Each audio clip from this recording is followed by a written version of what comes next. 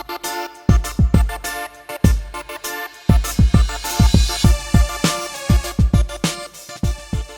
guys, Enzo Flojo here, and this is the Mabuhay Basketball Podcast, the only show that brings you the latest scoop on everything basketball here in the Philippines.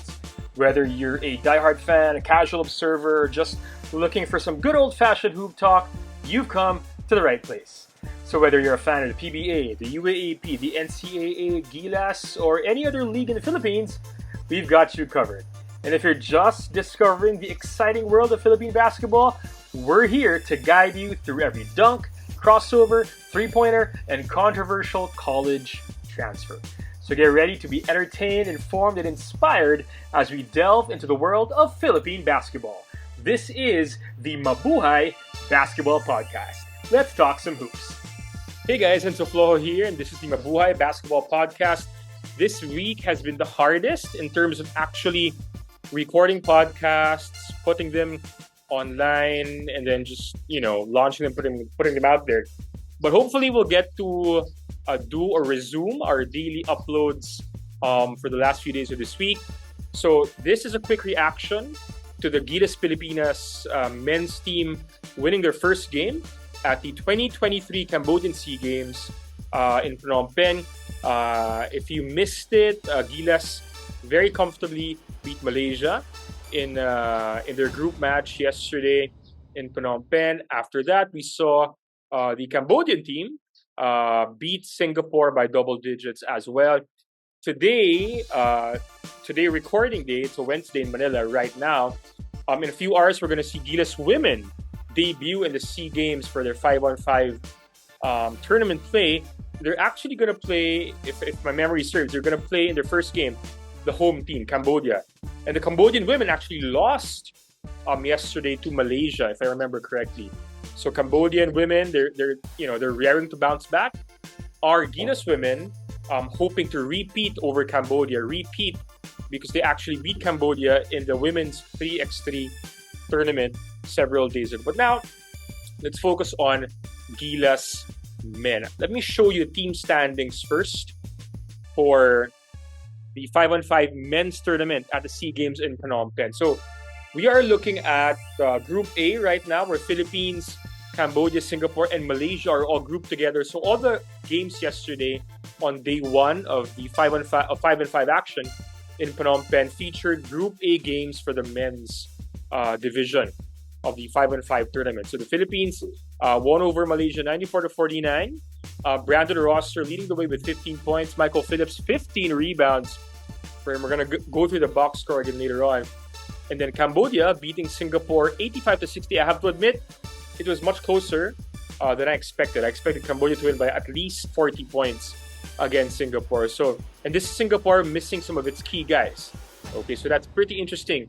But of course, Cambodia also only their first game 5-on-5 as a team. Okay, and one key player for Cambodia also didn't play yesterday. We'll talk about that later on. For Group B, as of this recording, wala pang games from Group B. But you have Indonesia, Thailand, Vietnam, and Laos in Group B. And Indonesia and Thailand definitely the runaway favorites to top that group. Top one there faces the second place team from Group A. Top team from Group A faces the second place team from Group B. Okay, so yesterday this was Michael Phillips with his big slam dunk against Malaysia. Gilas Pilipinas defeated the Malaysian national team in the 32nd Southeast Asian Games 94-49 at the Morodok Technos National Stadium in Phnom Penh, Cambodia. The Philippines open pool play with a dominant win led by Brandon Roster's 15 points, 5 rebounds, and 1 block. And of course, our own naturalized player Justin Brownlee had 11 points, 4 rebounds, 2 steals, and a block. Gilas returnee Arvin Tolentino was the third man who scored in double digits. Actually played pretty well yesterday, 10.6 rebounds for the former Blue Eagle and FEU Tamarao, Arvin Tolentino.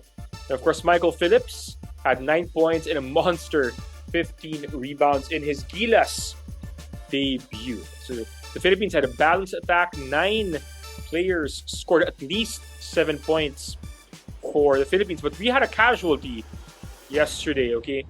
Coach Chot Reyes revealed that Calvin Oftana suffered a strained calf in the first half, okay, after he slipped. And we're going to talk about the abysmal playing conditions later on. No? Hopefully, the day off will help Calvin kind of bounce back and heal up and recover well enough, okay? So he can still maybe see some action against Cambodia. Okay, so meanwhile, Cambodia, I'm not sure if his 6 naturalized players is accurate. I think they have 3 fully American players, but they do have a few others who are part Cambodian at least.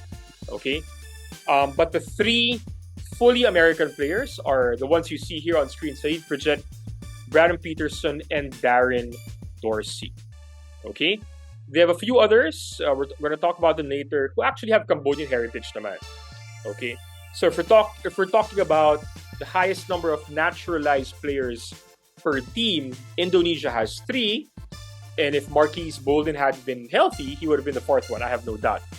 And then Cambodia has 3 fully naturalized, or 3 players with no known Cambodian heritage whatsoever. Okay? So, before we talk about Cambodia, let's talk about the Philippines first. No? Good win for the Philippines. We outscored Malaysia in 3 of the 4 quarters yesterday. Obviously, big win by 45 points, almost doubling their output. Justin Brownlee doing really well, 11 points, 4 rebounds for him. Of course, Brandon Rosser off the bench, 15 and 5. Then, of course, Michael Phillips, 9 and 15. Arvin Tolentino off the bench as well with 10 and 6. If I were the coach of Cambodia, I wouldn't really give too much credence in that first win of the Philippines over Malaysia. It's a balanced team. And if I were the coach of Cambodia, who, by the way, if I'm not mistaken, I think he's Lebanese by nationality, but he coaches in the Jordanian league for Amman Orthodox, for that club team, if I'm not mistaken. We cannot underestimate that coach. He's probably going to pay attention to the guys that he needs to pay attention to. And in this case, that's Brownlee, obviously. That's the Gilas mainstays. Okay, like Stan Hardinger, Marshall Lassiter. Obviously, you have CJ Barris right there. Brandon Rosser also. Winning over Malaysia, no surprise. Lopsided win, no surprise. The true test is going to be against Cambodia tomorrow. Okay? And speaking of the Cambodians, all right. So they beat Singapore by 25 points. But if I'm being completely honest, I wasn't extremely impressed with this Cambodian team. It's clear that their chemistry was still not at a very high level. It's clear they were not playing at game speed. They were maybe playing at, 70%, 80% game speed yesterday against Singapore. They were coasting, they were cruising, and they knew that they were bigger, more athletic, deeper than Singapore, and that they could afford to kind of coast against the Singaporeans. Singapore, they were blown out in that first quarter, only 5 points for them. But they actually were pretty competitive in the last 3 quarters against Cambodia. Now, Cambodia, remember, they have 3 guys who have no known Cambodian heritage. That's this guy, Saeed Pridgett. Okay?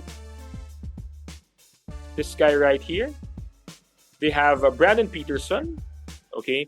And they have Darren Dorsey, who did not play. He had, 0 minutes yesterday against Singapore. But those 3 guys are the guys who, based on what I've researched and what I've read, have absolutely, no Cambodian heritage whatsoever. These 3 guys. Okay? However, there are other, I don't want to say imports, but the other guys whom we think are naturalized players actually do have Cambodian heritage. And that's Dwayne Morgan has Cambodian heritage. Oscar Lopez. Darius Henderson also with Cambodian heritage. If I'm not mistaken, Joseph Hoop, I hope I'm pronouncing that name right, is a Cambodian American as well. I'm not sure about Anthony Dominic. Maybe a couple of these other guys also have Cambodia or are part Cambodian, part American, or part foreigner.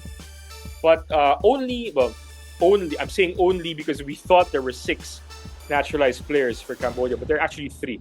Okay, 3, and the others have Cambodian heritage reportedly. Okay, now I expect that Cambodia is going to probably play much harder, much faster, much more physical against the Philippines on day 2 of Group A play. Okay, they have 3 guys who are about 6'8", 6'9". We have Brandon Rosser and Christian Sanhardener who are about 6'8". Next to them, I think Mason is the next tallest at 6'7". Okay, but those are our bigs right there. So I think in terms of size, we can match up really well. I think in terms of depth, we should be, I think, overall the deeper team. We definitely have more chemistry, even if we practice for only 10 days. And I think we have a more balanced team, okay? If we're talking about starter depth and bench depth. That said, okay, on a good day, Cambodia can really threaten us. Now, yesterday, they shot very poorly from beyond the arc. Now, they shot, okay, let me clear this once again. They shot 3 out of 29 from beyond the arc. So that was a really bad percentage, only 10%. If they shoot that badly again against Gilas, we're going to cream them. Absolutely. Okay. But if it's Gilas that actually shoots badly, I mean, yesterday, we didn't shoot too poorly. 27% is about what you expect from a Philippine team, I guess. About 30%, diba? If we shoot about 30% and Cambodia shoots below 20%, I think we're gonna beat them by double digits. Okay? And we rebounded really, really well as well. 62 rebounds yesterday. I think that's gonna be very key. There were a lot of moments yesterday where I felt that Cambodia should have done a better job rebounding. As you can see here, okay, Cambodia allowed 52 rebounds for Singapore. So Cambodia was only +3 in rebounds against a team that was clearly much smaller and much less athletic than they were. Again, Cambodia was not playing at game speed. They were cruising and coasting. I think they're going to play much harder and more physical against the Philippines. But at the same time, I think the Philippines is going to play with a lot more to prove against Cambodia. Okay, there's that payback factor because Cambodia beat our 3x3 team. There's that we're gonna own you factor from Gilas because we all feel like naisahan tayo ng lahat ng Cambodia because of what they did with so many imports on their team. And again, this is the redeemed team. You know, Coach Shot, his staff, his players, they have something to prove because we lost the gold medal last year in Vietnam. So it's not a matter of simply reclaiming the gold medal. It's a matter of stamping our class and beating everyone convincingly. And I think all those factors are going to come together and Gilas will be heavily favored against Cambodia when they face each other, despite Cambodia having an experienced coach and despite them having a lot of imports on their team. Next. So earlier today, we talked about Calvin Oftana's injury as a result of this. Cambodia is considered if I'm remembering my economics correctly, they're considered a low middle income economy in the world. Okay, so entering the Southeast Asian Games, our expectations for their facilities should not have been very, very high. Okay, I mean, this is not China, this is not Qatar. These are not the usual hosts of international meets or tournaments. So the quality of conditions, of course, we expect it will not be very high. Cambodia is not a basketball country, so we should not expect they have facilities that are at par with Araneta, MOA, Phil Sports, even Moro, di ba? Mga ganyan. But that said, okay, having